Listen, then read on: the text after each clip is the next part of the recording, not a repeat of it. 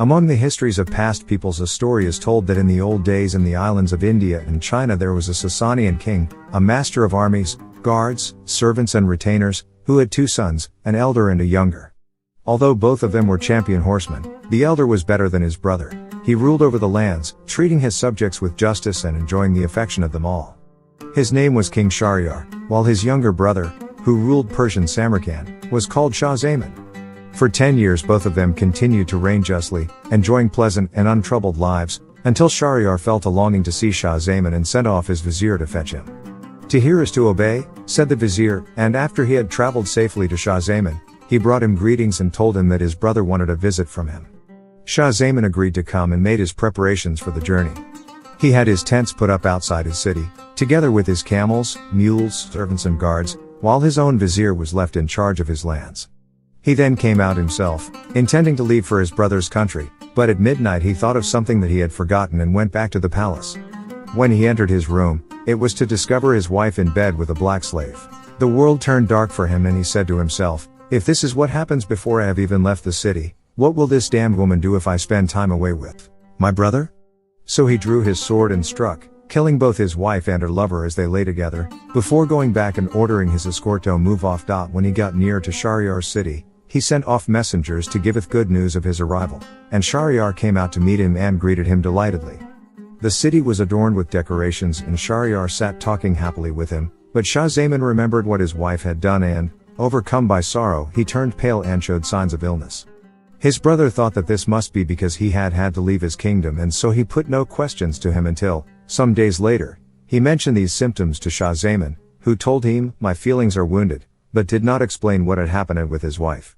In order to cheer him up, Shahriyar invited him to come with him on a hunt, but he refused and Shahriyar set off by himself. In the royal palace there were windows that overlooked Shahriyar's garden, and as Shah Zaman was looking, a door opened and out came 20 slave girls and 20 slaves, in the middle of whom was Shahriyar's very beautiful wife.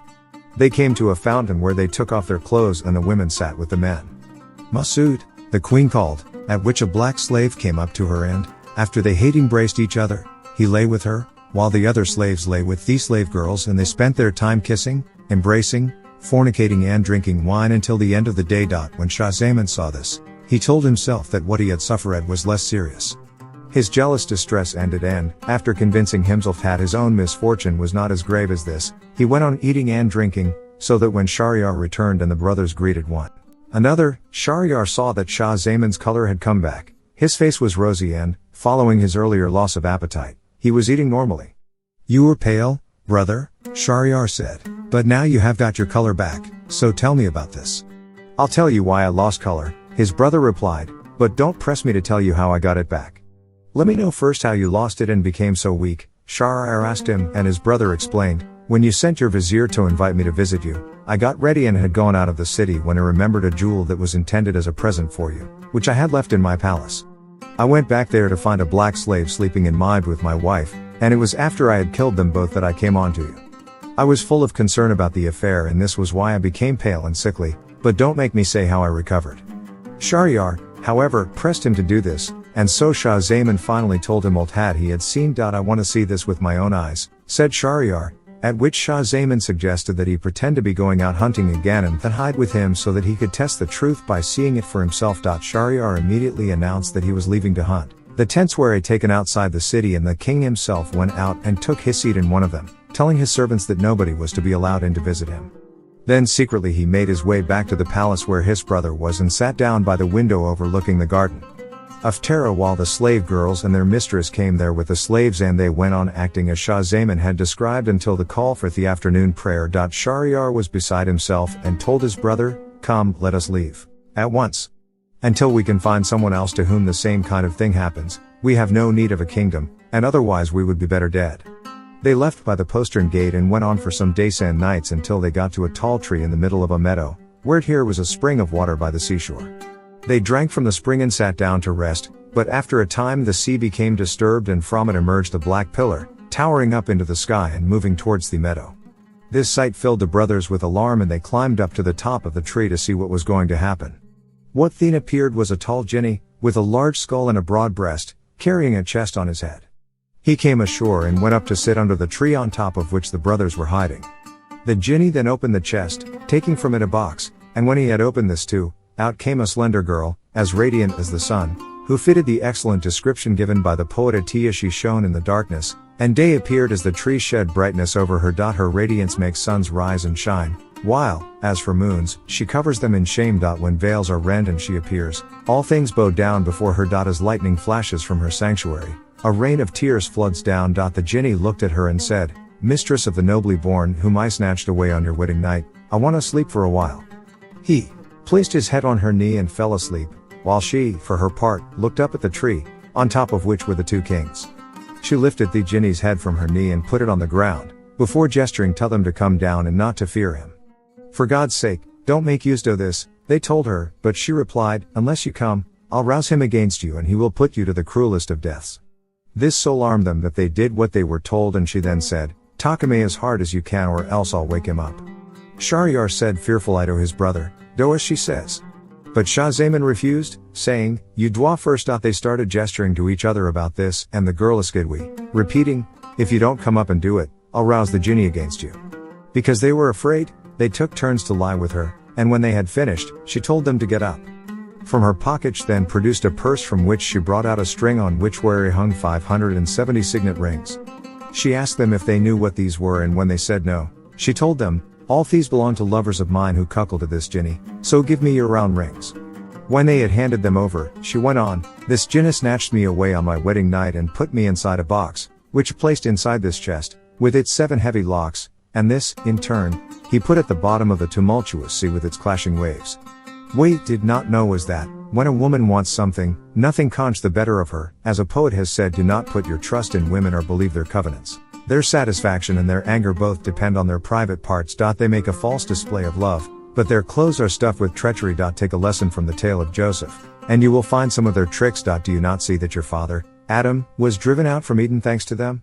Another poet has said, blame must be matched to what is blamed. I have grown big, but my offense is not. I am a lover, but what I have done is only what men did before me in old days. What is a cause for wonder is a man whom women have not trapped by their allure. When the two kings heard this, they were filled with astonishment and said to each other, Jinni though he may be, what has happened to him is worse than what happened to us, and it is not something that anyone else has experienced. They left the girl straight away and went back to Shahryar's city, where they entered the palace and cut off heads of the queen, the slave girls and the slaves. Every night for the next 3 years, Shahryar would take a virgin, deflower her and then kill her. This led to unrest among the citizens. They fled away with their daughters until there were no noble girls left in the city. Then, when the vizier was ordered to bring the king a girl as usual, he searched but could not find a single one, and had to go home empty-handed, dejected and afraid of what the king might do to him. This man had 2 daughters, of whom the elder was called Shahrazad and the younger Dunyazad. Shahrazad had read books and histories, accounts of past kings and stories of earlier peoples, having collected, it was said, 1,000 volumes of these, covering peoples, kings and poets. She asked her father what had happened to make him so careworn and sad, quoting the lines of a poet say to the careworn man, care does not last, and as joy passes, so does care. When her father heard this, he told her all that had happened between him and the king from beginning to end, at which she said, Father, marry me to this man. Either I shall live or else I shall be a ransom for the children of the Muslims and save them from him. By God, he exclaimed, you are not to risk your life. She insisted that it had to be done, but he objected, I'm afraid that you may experience what happened to the donkey and the bull with the merchant. What was that? She asked, and what happened to the 2 of them? Her father told her, you must know, my daughter, that a certain merchant had both wealth and animals and had been given by Almighty God a knowledge of the languages of beasts and birds. He lived in the country and had at home a donkey and a bull. One day the bull went to the donkey's quarters and found them swept out and sprinkled with water. There was sieved barley and straw in his trough, while the donkey was lying there at his ease. At times his master would ride him out on some errand. Boutte would then be taken back. One day the merchant heard the bull say to the donkey, I congratulate you. Here am I, tired out, while you are at your ease, eating sieved barley. On occasion the master puts you to use, riding on you but hen bringing you back again, whereas I am always plowing and grinding corn. The donkey replied, when they put the yoke on your neck and want to take you out to the fields, don't get up, even if they beat you, or else get up and then lie down again. When they bring you back and put beans down for you, pretend to be sick and don't eat them. For 1, 2 or 3 days neither eat nor drink and you will have a rest from your hard labor. The next day, when the herdsman brought the bull his supper, the creature only ate a little and next morning, When the man came to taketh bull out to do the plowing, he found him sick and said sadly, this was why he could not work properly yesterday. He went to the merchant and told him, Master, the bull is unwell and didn't eat any office food yesterday evening. The merchant realized what had happened and said, go and take the donkey to do the plowing all day in his place. When the donkey came back in the evening after having been used for plowing all day, the bull thanked him for his kindness and having given him a day's rest, to which the donkey, filled with the bitterest regret, made no reply. The next morning, the herdsman came and took him out to plow until evening, and when the donkey got back, his neck had been rubbed raw and he was half dead with tiredness. When the bull saw him, he thanked and praised him, but the donkey said, I was sitting at my ease, but was unable to mind my own business. Then went on, I have some advice to give you. I heard our master say that, if you don't get up, you are to be given to the butcher to be slaughtered, and your hide is to be cut into pieces. I am afraid for you and so I have given you this advice. When the bull heard what the donkey had to say, he thanked him and said, tomorrow I'll go out with the men. He then finished off all his food, using his tongue to lick the manger. While all this was going on, the merchant was listening to what the animals were saying. The next morning, he and his wife went out and sat by the byre as the herdsman arrived and took the bull out. When the bull saw his master, he flourished his tail, farted and galloped off, leaving the man laughing so much that he collapsed on the ground. His wife asked why, and he told her, I was laughing because of something secret that I saw and heard, but I can't tell you or else I shall die. Even if you do die, she insisted, you must tell me the reason for this. He repeated that he could not do it for fear of death, but she said, you were laughing at me, and she went in insisting obstinately until she got the better of him.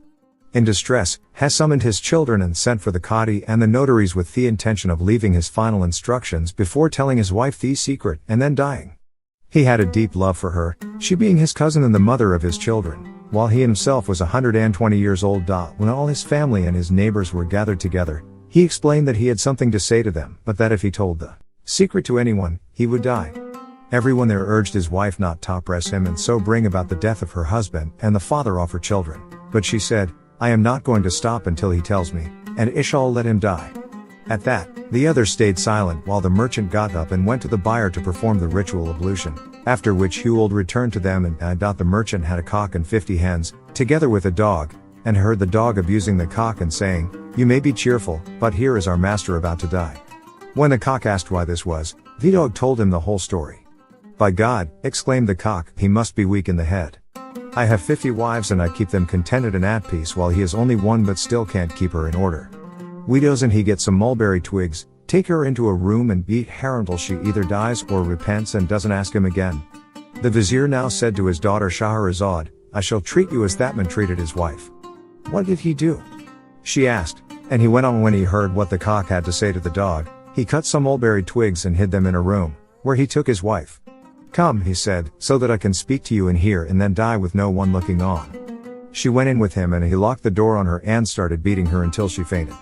I take it all back, she then said, and she kissed his hands and feet, and after she had repented, she and her husband went out to the delight of their family and the others there. They lived in the happiest of circumstances until their deaths. Shahrazad listened to what her father had to say, but she still insisted on her plan and so he decked her out and took her to King Shahryar. Shah had given instructions to her younger sister, Dunyazad, explaining, when I go to the king, I shall send for you. You must come, and when you see that the king has done what he wants with me, you are to say, tell me a story, sister, so as to pass the waking part of the night. I shall then tell you a tale that, God willing, will save us. Shahrazad was now taken by her father to the king, who was pleased to see him and said, have you brought what I want? When the vizier said yes, the king was about to lie with Shahrazad, but she shed tears, and when he asked her what was wrong, she told him, I have a young sister on, I want to say goodbye to her. At that, the king sent for Dunyazad, and when she had embraced Shahrazad, she took her seat beneath it, while the king got up and deflowered her sister. They then sat talking and Dunyazad asked Shahrazad to tell a story to pass the waking hours of the night. With the greatest pleasure, replied Shahrazad, if her cultured king gives me permission. The king was restless, and when he heard what the sisters had to say, he was glad at the thought of listening to a story, and so he gave his permission to Shahrazad. Shahrazad said, I have heard, O fortunate king, that a wealthy merchant, who had many dealings throughout the lands, rode out one day to settle a matter of business in one of them. When it became hot, he sat down under a tree and put his hand in his saddlebag, from which he took out a piece of bread and a date. He ate, and when he had finished with the date he threw away its stone, at which a huge Ifrit appeared, with a drawn sword in his hand. This Ifrit came up to the merchant and said, "Get up so that I can kill you as you killed my son." "How did I kill your son?" asked the merchant, and the Ifrit told him, "When you ate the date and threw away the stone, it struck my son in the chest as he was walking, and he died instantly.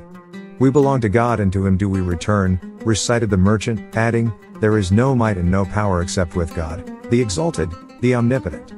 If I killed him, this was by accident, so please forgive me." "I must kill you," insisted the Ifrit, and had dragged off the merchant, threw him down on the ground and raised his word to strike. With tears in his eyes, the merchant exclaimed, "I entrust my affair to God." And he then recited these lines: "Time is 2 days, one safe and one of peril, and our lives are of 2 halves, one fair, one overcast. Say to those who reproach us for what time has done, does time oppose any but great men? Do you not see that when the storm winds blow, it is the tall trees that they strike? Corpses rise to the surface of the sea, while it is in its depths that pearls lie hid. It may be that time will mishandle us, subjecting us to constant harm. Though in the heavens there are countless stars, only the sun and moon suffer eclipse. There are both green and dry boughs on the earth, but we throw stones only at those with fruit. You think well of the days when they are fine, so do not fear the evil that fate brings." When he had finished, the Ifrit said, "Stop talking, for, by God, I am most certainly going to kill you." "Ifrit," the merchant said, "I am a wealthy man, with a wife and children. I have debts and I hold deposits, so let me go home and give everyone their due before returning to you at the start of the new year. I shall take a solemn oath and swear by God that I shall come back to you, and you can then do what you want with him. God will be the guarantor of this." The Ifrit trusted him and let him go, after which he went home, settled all his affairs, and gave everyone what was owed them. He told his wife and children what had happened, gave them his injunctions, and stayed with them until the end of the year, when he got up, performed the ritual ablution, and, with his shroud under his arm, said goodbye to his family and all his relations as well as his neighbors, and set off reluctantly, while they all wept and wailed. He came to the orchard on what was New Year's Day, and as he sat there weeping over his fate, a very old man approached him, leading a gazelle in a chain. The newcomer greeted him, asked him why he was sitting there alone, when the place was a haunt of jinn. The merchant told the story of his encounter with the Ifrit, and the old man exclaimed, "By God, brother, you are a very pious man, and your story is so wonderful that were it written with needles on the corners of men's eyes, it would be a lesson for those who take heed." He took his seat by the merchant's side and promised not to leave until he had seen what happened to him with the Ifrit. As the two of them sat there talking, the merchant was overcome by an access of fear together with ever-increasing distress and apprehension. It was at this point that a second old man arrived, having with him 2 black Salukis. After greeting the 2 men, he asked them why they were sitting in this haunt of jinn, and they told him the story from beginning to end. No sooner had he sat down with them than a third old man, with a dapple mule, came up, greeted them and asked why they were there, at which they repeated the whole story, but there is no point in going over it again. As soon as the newcomer had sat down, a huge dust devil appeared in the middle of the desert, clearing a way to show the Ifrit with a drawn sword in his hand and sparks shooting from his eyes. He came up to the 3, dragged the merchant from between them and said, "Get up so that I can kill you as you killed my beloved son." The merchant sobbed and wept, while the 3 old men shed tears, wailed and lamented. Then the first of them, the man with the gazelle, left the others, kissed the Ifrit's hand and said, "Genie, royal crown of the jinn, if I tell you the story of my connection with this gazelle, will you grant me a third share in this merchant's blood?" The Ifrit agreed to do this if he found the story marvelous, and so the old man began his tale. "Know, Ifrit, that this gazelle is my cousin, my own flesh and blood. I married her when she was still young and stayed with her for 30 years without her bearing me a child. So I took a concubine and she bore him a son, the perfection of whose eyes and eyebrows made him look like a full moon when it appears.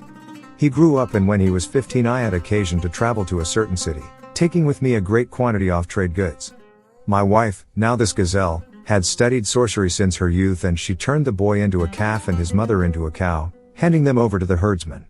When, after a long absence, I got back from my journey, I asked about the 2 of them, and my wife told me that the woman had died and that the boy had run away, where she did not know. For a year I remained sad at heart and tearful until it Alata Cameroon. Then I sent to tell the herdsman to bring me a fat cow.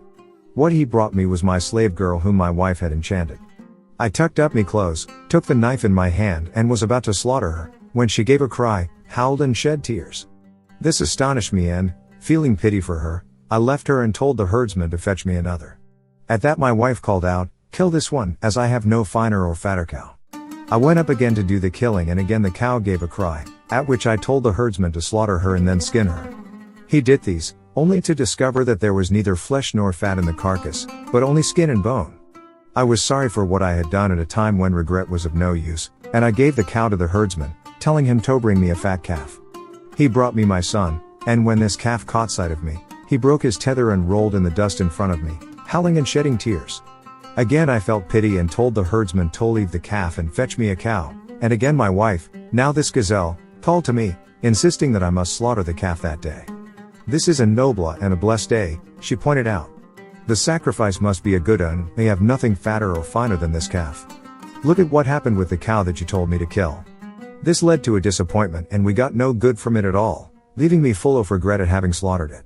This time I am not going to do what you say or kill this calf. By God the omnipotent, the compassionate, the merciful, you must do this on this noble day, and if you don't, then you are not my husband and I am not your wife. On hearing these harsh words, but not realizing what she intended to do, I went up to the calf with the knife in my hand. Morning now dawned and Shahrazad broke off from what she had been allowed to say. What a good, pleasant, delightful and sweet story, Isis! Exclaimed Dunyazad, at which Shahrazad told her, how can this compare with what I shall tell you this coming night, if I am still alive and the king spares me? By God, the king said to himself, I am not going to kill her until I hear the rest of the story, and so they spent the rest of the time embracing one another until the sun had fully risen. The king then went to his court as the vizier came with a shroud under his arm, and he gave his judgments, appointing some officials and dismissing others, until evening, but to the vizier's great surprise he gave no instructions about his daughter. The court was then dismissed and King Shahryar returned to his palace. When it was the second night, Dunyazad said to Shahrazad, Sister, finish your story of the merchant and the Ifrit for us. With pleasure, replied Shahrazad, if the king gives me permission, and when the king gave it, she went on, I have heard, O fortunate king and rightly guided ruler, that when the merchant was about to cut the throat of the calf, he was moved by pity and told the herdsman to keep the calf among the other beasts. The Ifrit was listening with astonishment to what the old man with the gazelle was saying, and the man went on, Lord of the kings of the jinn, while all this was going on, my wife, now this gazelle, was looking on and telling me to kill the calf, because it was fat, but I could not bring myself to do this, and so I told the herdsman to take it away, which he did. The next day, as I was sitting here, he came back to me and said, I have something to tell you that will please you, and you owe me a reward for my good news. I agreed to this and he went on, Master, I have a daughter who, as a young girl, was taught magic by an old woman we had staying with us. Yesterday when you gave me the calf, I went to the girl and, when she saw it, she covered her face, shed tears but then burst into laughter. Then she said, Father, do you hold me so cheap that you bring strange men in to me? Where are these strange men, I asked, and why are you laughing and crying? She said, this calf you have with you is our master's son, who is under a spell laid upon him and his mother by his father's wife. This is I was laughing, but the reason why I wept was that his father killed his mother.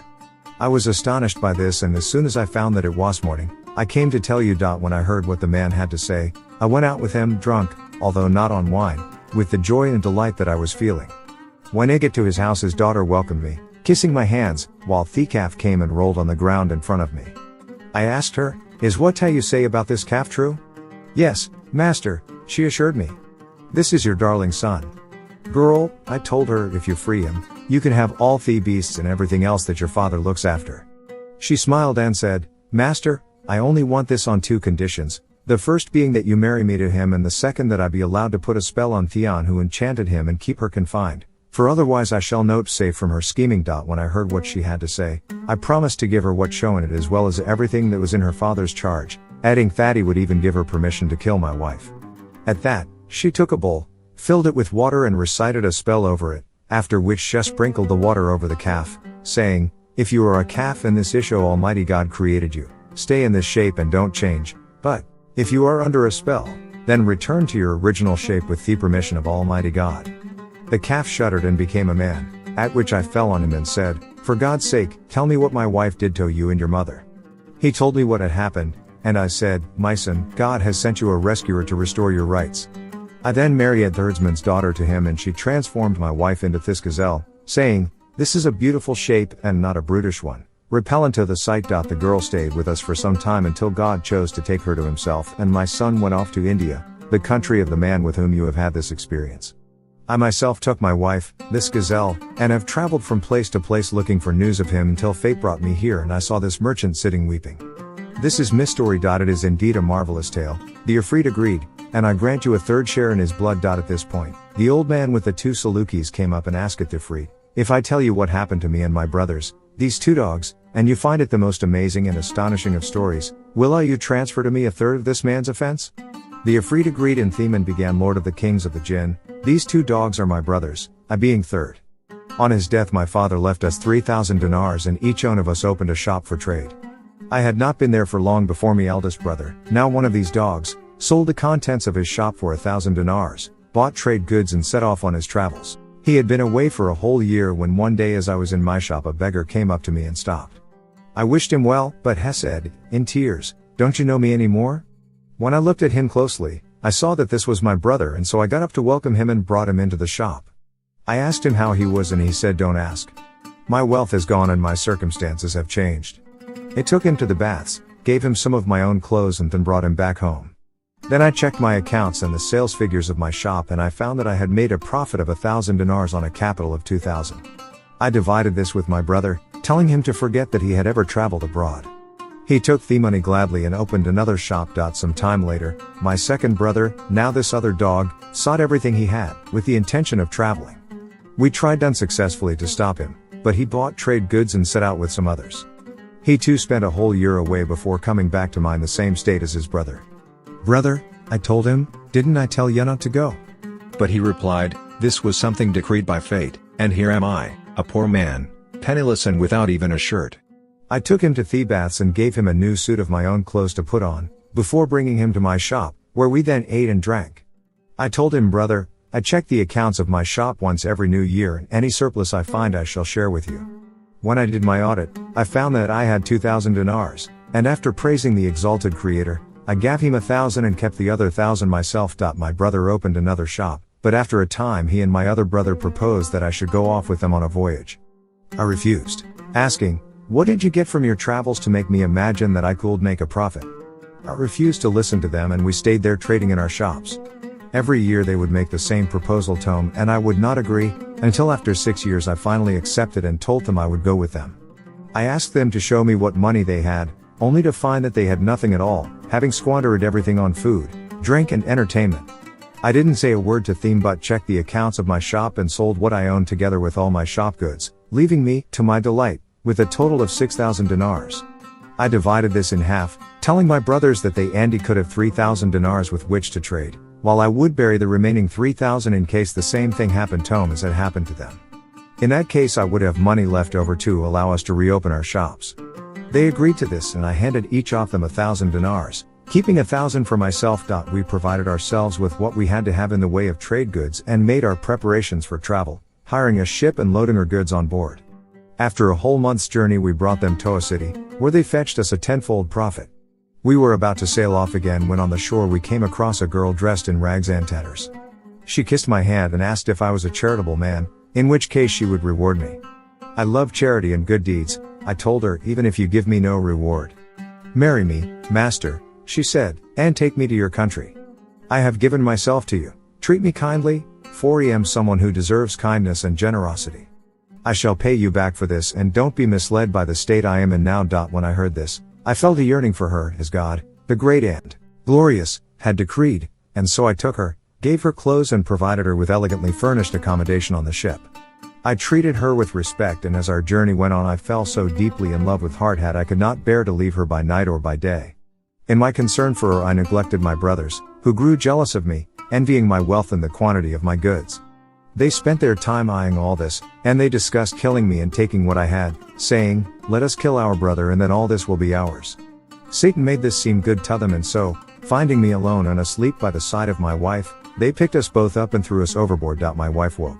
A shudder ran through her and she became affrighted. She then carried me to an island where she left me for a time before coming back at dawn and saying, I am your servant and it was I who saved your life by carrying you off, with the permission of Almighty God. You must know that I am one of the jinn, and when I saw you I fell in love with you, as God had decreed. For I believe in him and in his apostle, may God bless him and give him peace. I came to you wearing rags, as you saw, but you married me and now I have saved you from drowning. I am angry with your brothers, and will have to kill them. I was astonished to hear this and I thanked her for what she had done. It forbade her to kill my brothers. I then told her the whole story of my dealings with them, and this prompted her to say, "Tonight I shall fly off to them, sink their ship and destroy them."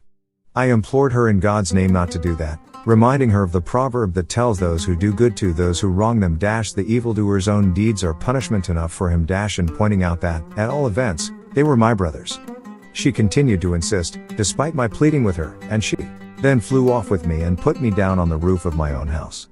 I opened the doors, brought out the money that I had buried and opened up my shop, after greeting the people there and buying goods for trade. When I went home that evening, I found these 2 dogs tied up, and when they caught sight of me they came up with tears in their eyes and attached themselves to me. Before I realized what was happening, my wife told me, "These are your brothers." "Who did this to them?" I asked, and she said, "I sent a message to my sister. It was she who transformed them, and they will not be freed from the spell for 10 years. My brothers have now been like this for 10 years, and I was on my way to get them released when I came across this man. He told me his story, and he decided not to leave him until I saw what was going to happen between you and him. This is my tale. It is a marvelous one," agreed the Ifrit, adding, "I grant you a third share in the blood he owes for his crime." The third old man, with the mule, now said, "If I tell you a more amazing story than these 2, will you grant me the remaining share?" The Ifrit agreed, and the man went on. "Sultan and leader of the jinn, this mule was my wife. I had been away for a year on my travels, and when I had finished I came back to her. This was at night, and I saw a black slave lying in bed with her. The 2 of them talked, flirted, laughed, kissed and played with each other. My wife caught sight of me and came to me with a jug of water over which uttered a spell. She sprinkled the water over me and said, 'Leave the shape of yours and take the form of a dog.' Immediately I became a dog, and she drove me out through the door of the house. I went on until I came to a butcher's shop, where I started gnawing bones.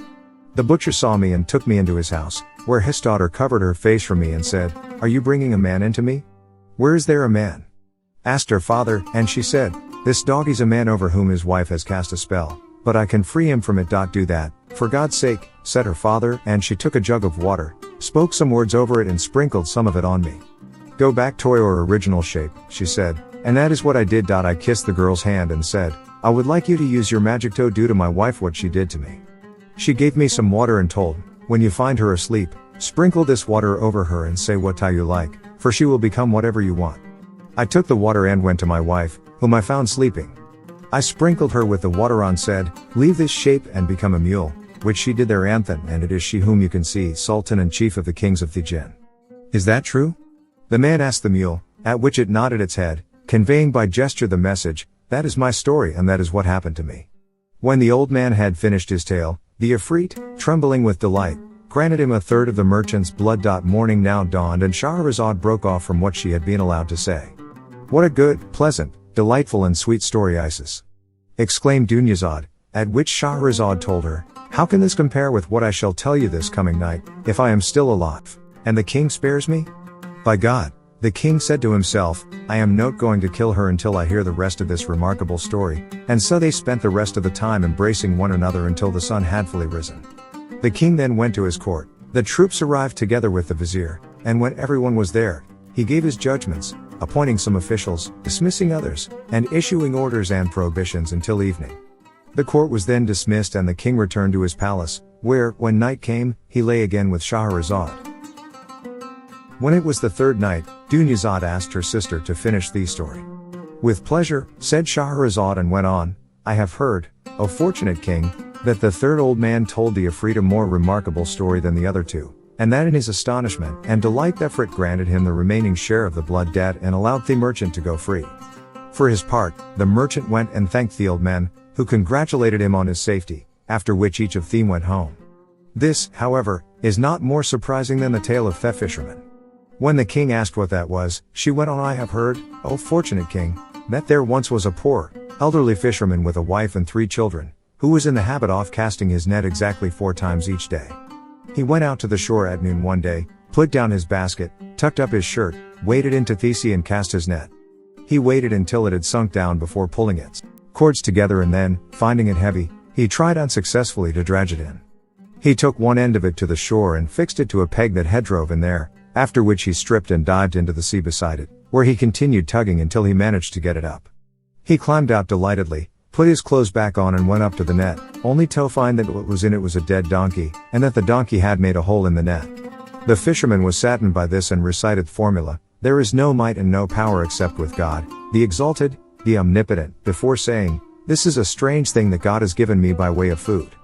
And then reciting, you who court danger, diving in the dark of night, give up, your efforts do not win your daily bread from God. The fisherman rises to earn his keep. There is the sea, with stars woven in the sky. He plunges in, buffeted by waves, his eyes fixed on his billowing net. Happy with his night's work, he takes back home a fish, its jaw caught up on his pronged hook. This fish is bought from him by one who spent his night out of the cold, enjoying his comforts. Praise be to God, who gives and who deprives. For one man eats the fish, another catches it. He encouraged himself, saying that Almighty God would show favor, and reciting, when you are faced with hardship, clothe yourself in noble patience, that is more resolute. Do not complain, then, to God's servants. You complain to those who have no mercy of the merciful. He freed the donkey from the net, which he then wrung out before spreading it out again and going back into the sea.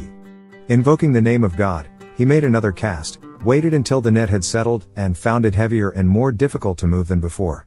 Thinking that it must be full of fish, he fastened it to his peg, stripped off his clothes and dived in to free it. After tugging at it, he got it up on shore, only to discover that what was in it was a large jar full of sand and mud. Saddened by this sight, he recited troubles of time, give up. Stop, even if you have not had enough. I came out looking for my daily bread, but I have found there is no more of this. How many a fool reaches the Pleiades? How many wise men lie hidden in the earth? The fisherman threw away the jar, wrung out his net, cleaned it, and went back a third time to the sea, asking God to forgive him. He Medeus cast and waited for the net to settle before drawing it in, and this time what he found in it were bits of pots, bottles and bones. He was furious and, shedding bitter tears, he recited, you have no power at all over your daily bread, neither learning nor letters will fetch it for you. Fortune and sustenance are divided up, one land is fertile while another suffers drought. Times changes bring down cultured men, while fortune lifts the undeserving up. Come, death, and visit me, for life is vile. Falcons are brought down low while ducks are raised on high. Feel no surprise if you should see a man of excellence in poverty, while an inferior holds sway. One bird circles the earth from east to west, another gets its food but does not have to move. He then looked up to heaven and said, oh my God, you know that I like cast my net 4 times a day. I have done this thrice and got nothing, so this time grant me something on which to live. He pronounced the name of God and cast his net into the sea. He waited until it had settled and then he tried to pull it in, but found that it had snagged on the bottom. He recited the formula, there is no power and no might except with God, and went on, how wretched is this kind of world that leaves us in such trouble and distress. In the morning it may be that things go well, but I must drink destruction's cup when evening comes. Yet when it is asked who leads the easiest life, men would reply that this was I. The fisherman stripped off his clothes and, after diving in, he worked his hardest to drag the net to shore. Then, when he opened it up, he found in it a brass bottle with a lead seal, imprinted with the inscription of our master Solomon, the son of David, on both of whom be peace. The fisherman was delighted to see this, telling himself that it would fetch 10 gold dinars if he sold it in the brass market. He shook it and, discovering that it was heavy as well as sealed, he said to himself, you wonder what is in it? I'll open it up and have a look before selling it. He took out a knife and worked on the lead until he had removed it from the bottle, which he then put down on the ground, shaking it in order to pour out its contents. To his astonishment, at first nothing came out, but then there emerged smoke which towered up into the sky and spread over the surface of the ground. When it had all come out, it collected and solidified. A tremor ran through it and it became an Ifrit with his head in the clouds and his feet on the earth. His head was like a dome, his hands were like winnowing forks and his feet like ship's masts. He had a mouth like a cave with teeth like rocks, while his nostrils were like jugs and his eyes like lamps. He was dark and scowling. When he saw this Ifrit, the fisherman shuddered, his teeth chattered, his mouth dried up and he could not see where he was going. At the sight of him the Ifrit exclaimed, there is no God but the God of Solomon, his prophet. Prophet of God, do not kill me, for I shall never disobey you again in word or in deed. Ifrit, the fisherman said, you talk of Solomon, the prophet of God, but Solomon died 1800 years ago and we are living in the last age of the world. What is your story and how did you come to be in this bottle? To which the Ifrit replied, there is no God but God. I have good news for you, fisherman. What is that? The fisherman asked, and the Ifrit said, I am now going to put you to the worst of deaths. For this good news, leader of the Ifrits, exclaimed the fisherman, you deserve that God's protection be removed from you, you damned creature. Why should you kill me and what have I done to deserve this? It was I who saved you from the bottom of the sea and brought you ashore. But the Ifrit said, choose what death you want and how you want me to kill you. What have I done wrong? Asked the fisherman, and why are you punishing me?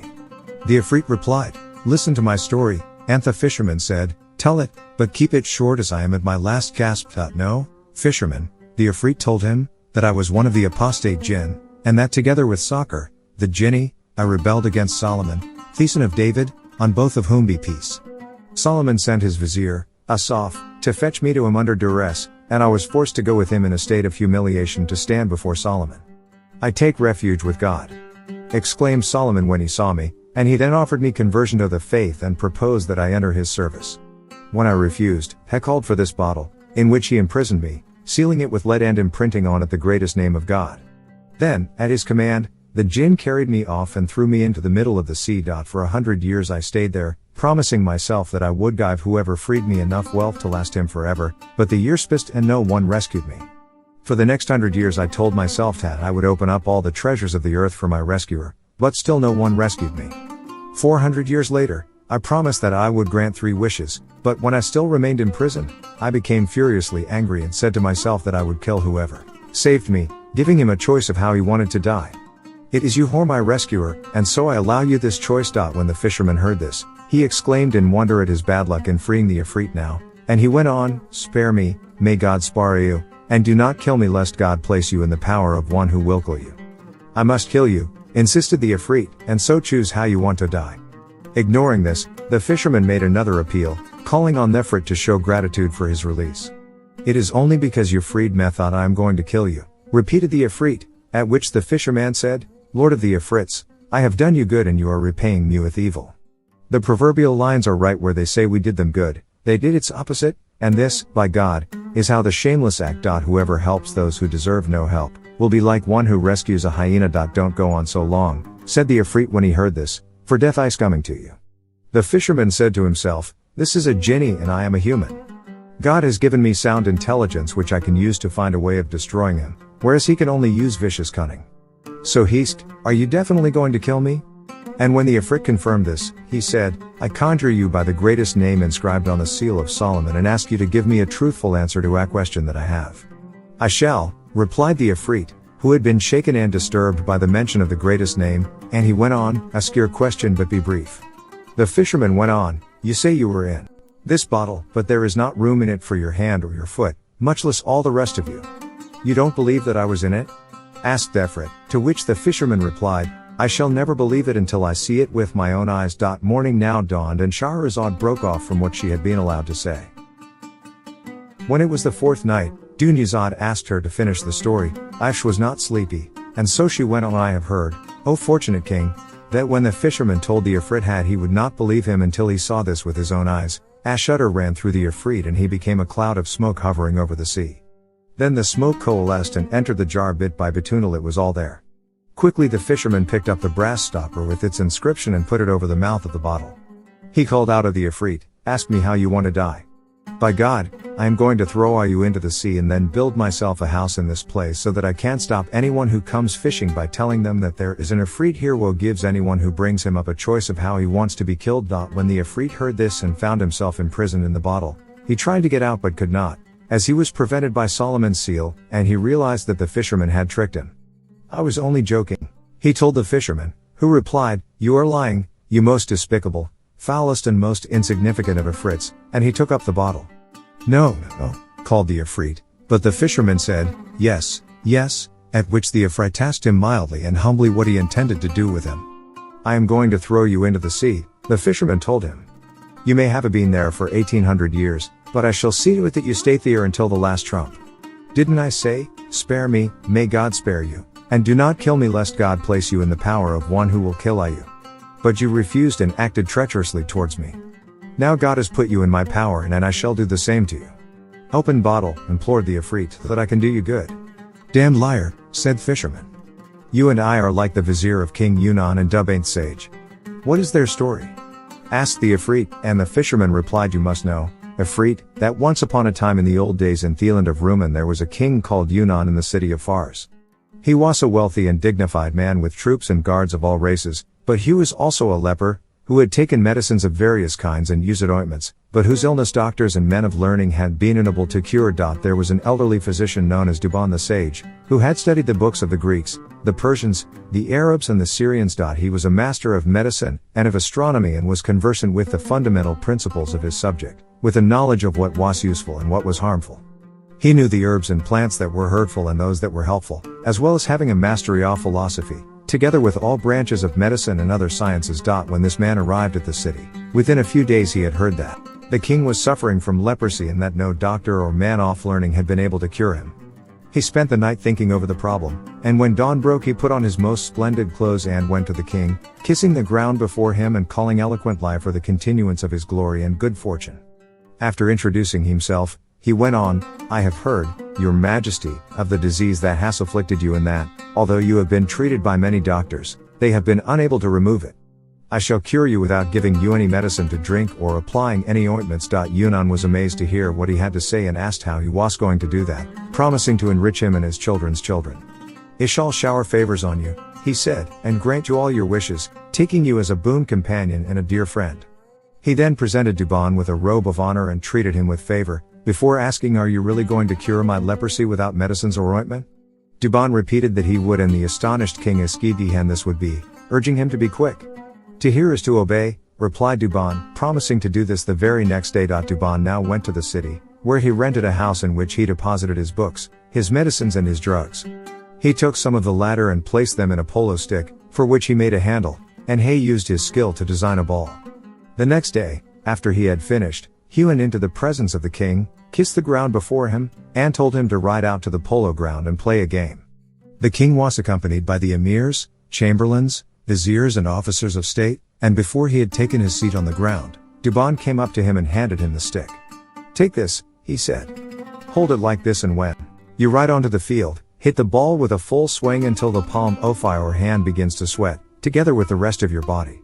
The drug will then enter through your palm and spread through the rest of you.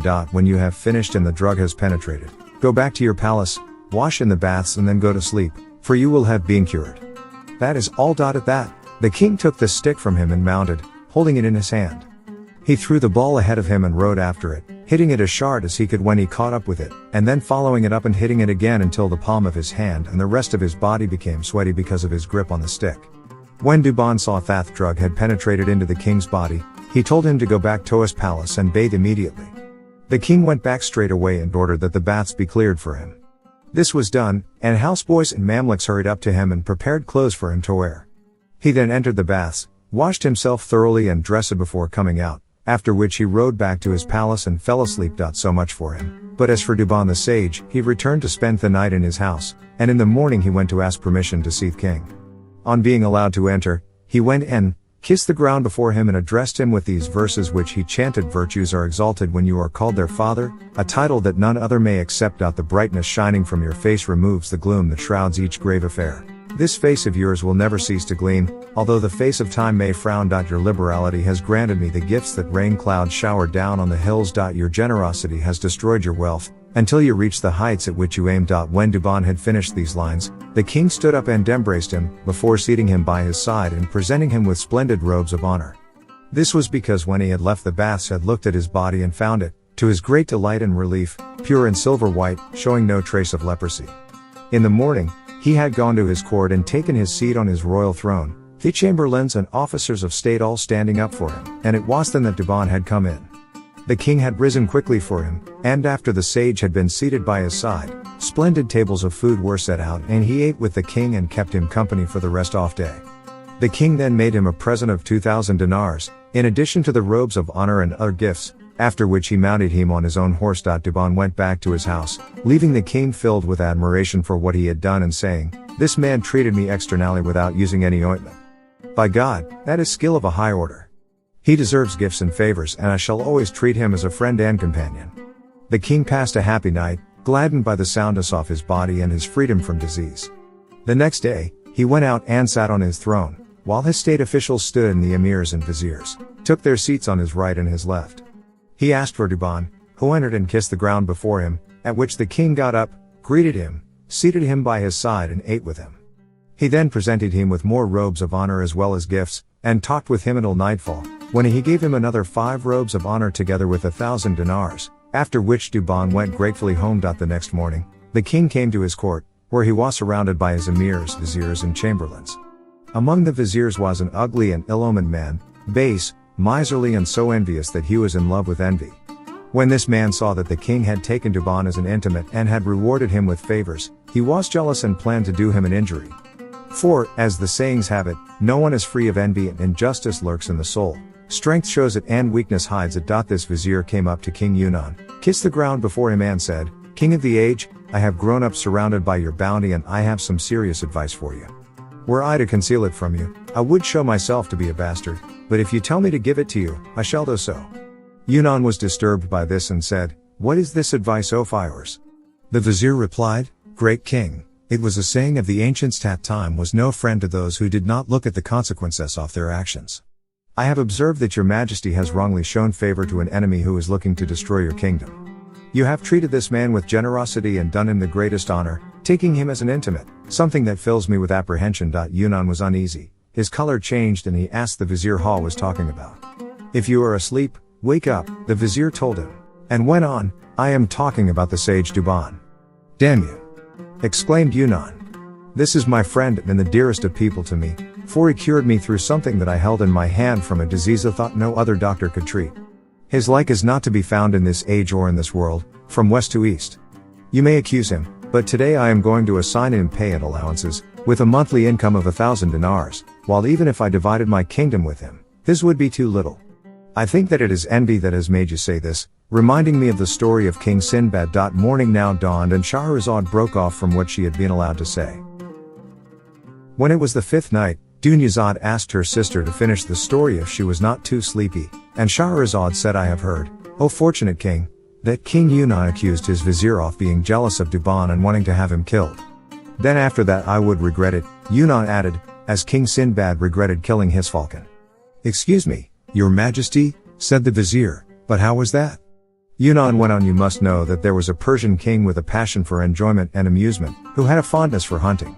He had reared a falcon which was his constant companion by night and by day, and which would spend the night perched on his wrist.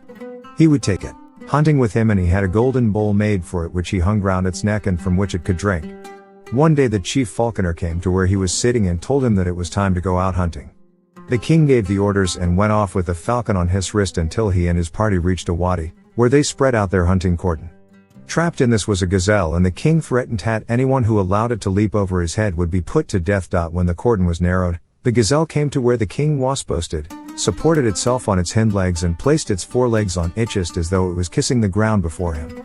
He bent his head towards it and it then jumped over him, making for the open country. He noticed that his men were looking at him and winking at each other on. When he asked his vizier what this meant, the man explained, "They are pointing out that you said that if anyone let the gazelle jump over his head, he would be killed." The king then swore that he would hunt it down and he rode off in pursuit, following the gazelle until he came to a mountain. There it was about to pass through a cleft when the king loosed his falcon and the bird clawed at its eyes, blinding and dazing it, so that the king could draw his mace and knock it over with a single blow. He then dismounted and cut its throat, after which he skinned it and tied it to his saddlebow. As this was in the noonday heat and the region was desolate and waterless, both the king and his horse were thirsty by now. The king scouted round and discovered a tree from which what looked like liquid butter was dripping. Wearing a pair of kid gloves, he took the bowl from the falcon's neck, filled it with this liquid and set it in front of the bird, but it knocked the bowl and overturned it. The king took it and filled it again, thinking that the falcon must be thirsty, but the same thing happened when he put it down a second time. This annoyed him and he went a third time to fill the bowl and take it to his horse, but this time the falcon upset it with its wing. The king cursed it, exclaiming, "You unluckiest of birds, you have stopped me drinking, and have stopped yourself and the horse." He then struck off its wing with a blow from hisward, but the bird raised its head as though to say by its gesture, "Look at the top of the tree." The king raised his eyes and what he saw there was a brood of vipers whose poison was dripping down. Immediately regretting what he had done, he mounted his horse and rode back to his pavilion, bringing with him the gazelle, which he handed to the cook, telling him to take it and roast it. As he sat on his chair with the falcon on his wrist, it drew its last breath and died, leaving its master to exclaim with sorrow for having killed it, when it had saved his life. So ends the story of King Sinbad. Great king, the vizier said, "Sinbad acted out of necessity and I can see nothing wrong in that. I myself am acting out of sympathy for you, Sothat, you may realize that I am right, for otherwise you may meet Thesamy fate as the vizier who schemed against the prince. How was that? The king asked, and the vizier said, you must know, your majesty, that there was a vizier in the service of a certain king with a son who was passionately fond of hunting. This vizier had been ordered to accompany the prince wherever he went, and so, when he went off to hunt one day, the vizier rode with him. While they were riding they caught sight of a huge beast and the vizier encouraged the prince to pursue it. The prince rode after it until he was out of sight and the beast then vanished into the desert, leaving the prince with no idea of where to go. Just then, ahead of him he saw a weeping girl, and when he asked her who she was, she told him, I am daughter of one of the kings of India, and while I was in this desert I became drowsy. Then, before I knew what was happening, I had fallen off my beast and was left alone, not knowing what to do. When the prince heard this, he felt sorry for the girl and took her up behind him on the back of his horse. On his way, he passed a ruined building and the girl said she wanted to relieve herself. He set her down, but she was taking so long that he followed her, only to discover that, although he had not realized it, she was a female ghoul and was telling her children, I have brought you a fat young man today. Fetch him too, mother, they said, so that we can swallow him down. On hearing these, the prince shuddered, fearing for his life and certain that he was going to die. He went back and the ghoul came out and, seeing him panic-stricken and shivering, she asked why he was afraid. I have an enemy whom I fear, he told her. You call yourself a prince? She asked, and when he said yes, she went on, why don't you buy him off with money? He won't accept money but wants my life, he told her, adding I am afraid of him and I have been wronged. In that case, if what you see is true, then ask help from God, she said, for he will protect you against your enemy's evil and the evil that you fear from him. At that prince lifted his head towards heaven and said, God who answers the prayers of those in distress when they call on you, and who clears away evil, may you help me against my enemy and remove him from, for you have power to do what you wish. After hearing the prince's prayer, the ghoul left him. He went back to his father, and when he told him about the vizier's advice, his father summoned the man and had him killed. As for you, your majesty, if you put your trust in this sage, he will see to it that you die the worst off deaths, and it will be the man whom you have well treated and taken as a friend who will destroy you. Don't you see that he cured your disease externally through something you held in your hand, so how can you be sure that he won't kill you by something else you hold? What you say is right, vizier, my sound advisor, agreed the king, for this man has come as a spy to destroy me, and if he could cure me with something I held, it may be that he can kill me with something that I smelled. Then he asked the vizier what was to be done about Dogman. The vizier said, send for him immediately, telling him to come here, and when he does, cut off his head and then you will be safe from any harm may intend to do you. Betray him before he betrays you. The king agreed with the vizier and sent for Dogman, who came gladly, not knowing what God the merciful had ordained. This was as the poet said, you who fear your fate, be at your ease, and trust your affairs to him who has stretched out the earth. What is decreed by fate will come about, and you are safe from what is not decreed. Dogman the wise came into the presence of the king and recited, if I do not show gratitude, in accordance with part, at least, of your deserts, tell me for whom I should compose my poetry and my prose. Before I asked, you granted me favors that came with no delay and no excuse. Why then do I not give you your due of praise, lauding your generosity in secret and in public? I shall record the benefits you heaped on me, lightening my cares, but burdening my back. He followed this with another poem, turn aside from cares, entrusting your affairs to fate, rejoice in the good that will come speedily to you, so that you may forget all that is past. There is many a troublesome affair whose aftermath will leave you incontent. God acts according to his will. Do not oppose your God. He also recited, leave your affairs to God, the gentle, the omniscient, and let your heart rest from all worldly care. Know that things do not go as you wish, they follow the decree of God, the king. He then recited, be of good cheer, relax, forget your cares, cares eat away the resolute man's heart. Planning is no help to a slave who has no power. Abandon this and live in happiness. The king asked him, do you know why I have sent for you?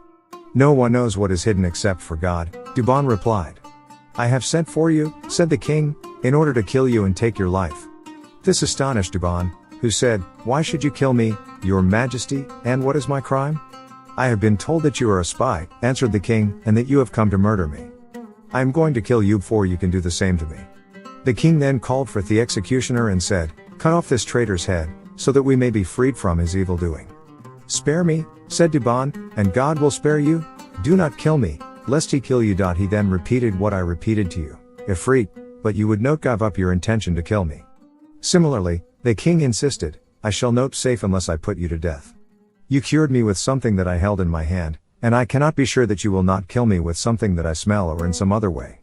Dubon said, "My reward from you, O king, is the reward of good by evil." But the king insisted you must be killed without delay. When Dubon was certain that the king was going to have him killed, he wept in sorrow for the good that he had done to the undeserving. As poet has said, you can be sure that Maimuna has no sense. Though this is what her father has. Whoever walks on dry or slippery ground, and takes no thought, must fall. The executioner then came up, blindfolded him and unsheathed his sword, asking the king's permission to proceed. Dubon was weeping and imploring the king, "Spare me and God will spare you. Do not slay me lest God slay you." He recited, "I gave my good advice and yet had no success, while they succeeded, but through treachery. What I advised humiliated me. If I live, never shall I give advice again. If not, after my death let all advisers be accursed." Then he said to the king, "If this is how you reward me, it is the crocodile's reward." The king asked for the story of the crocodile, but Dubon replied, "I cannot tell it to you while I am in this state. I conjure you by God to spare me so that God may spare you." At that, one of the king's courtiers got up and asked the king for Dubon's life, pointing out, "We have not seen that he has done you any wrong, but only that he cured you of a disease that no wise doctor was able to treat." The king said, "You do not know why I have ordered his death, but this is because, if I spare him, I shall certainly die. A man who cured me of my illness be something that I held in my hand is able to kill me by something that I smell. I am afraid that he has been bribed to murder me, as he is a spy, and this is why he has come here. He must be executed, and after that I shall be safe." Dubon repeated his plea for mercy, but on realizing that he could not escape execution, he said to the king, "If I must be killed, allow me a delay so that I may return to my house, give instructions to my family and my neighbors about my funeral, settle my debts and give away my books of medicine. I have a very special book which I shall present to you to be kept in your treasury." "What is in the book?" asked the king. "Innumerable secrets," Dubon replied, "the least of which is that, if you cut off my head and then open 3 pages and read 3 lines from the left-hand page, my head will speak to you and answer all your questions." The astonished king trembled with joy. "When I cut off your head, will you really talk to me?" he asked. "Yes," said Dubon. "This is an amazing thing," exclaimed the king, and he sent him off under escort. Dubon returned to his house and settled all his affairs, and then next day he came back to the court, where all the viziers, chamberlains, deputies and officers of state assembled, until the place looked like a garden in flower. He entered and was brought before the king, carrying with him an old book together with a collyrium case containing powder. He sat down and asked for a plate, which was brought. He then poured the powder on it and spread it out, after which he said, "King, take this book, but don't open it until you cut off my head.